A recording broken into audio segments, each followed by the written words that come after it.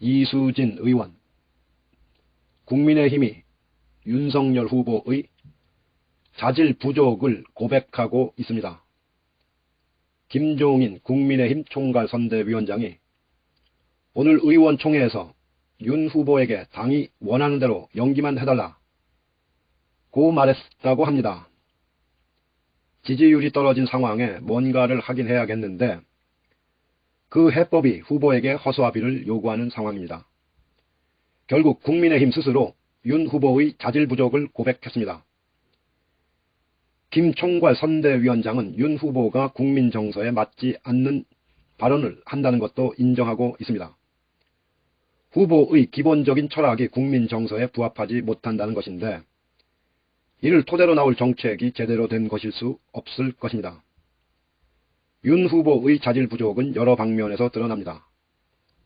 공정과 상식을 내세우지만 국민 정서도 모른다고 국민의힘도 인정하니 상식은 이미 따지기 어렵고 공정 역시 허언에 불과함이 계속 드러나고 있습니다. 최근 나경원 전 의원이 윤석열 후보와의 친분을 몇몇 방송에서 이야기했습니다. 대학 선후배로서 오랜 기간 알고 지냈다고 합니다.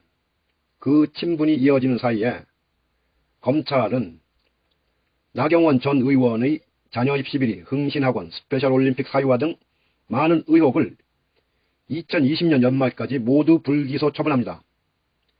시간을 거슬러 2012년 나경원 전 의원의 남편인 김재호 판사는 윤 후보 장모와 관련이 있는 정모 씨의 재판을 맡았었습니다. 최근 언론 보도들은 당시 재판 지연 의혹을 말하고 있습니다. 사실 윤 후보가 친분 있는 사람들의 사건을 축소, 무마하려고 했다는 의심을 받는 사건은 가족 사건을 제외하고도 적지 않습니다.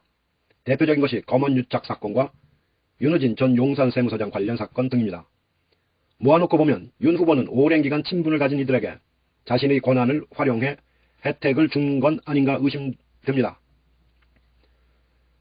검찰권이라는 국가 권력의 일부만을 가졌을 때도 그러했는데 대통령이 된다면 어떻게 될지 무섭기까지 합니다. 검찰 권력 사유화의 가장 나쁜 것이 수사하지 않는 것입니다.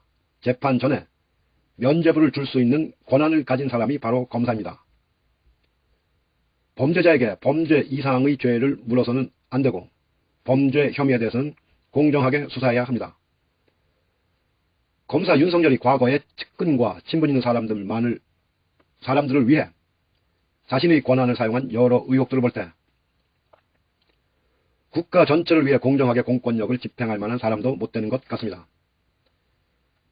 대선이 이제 2달 남았습니다.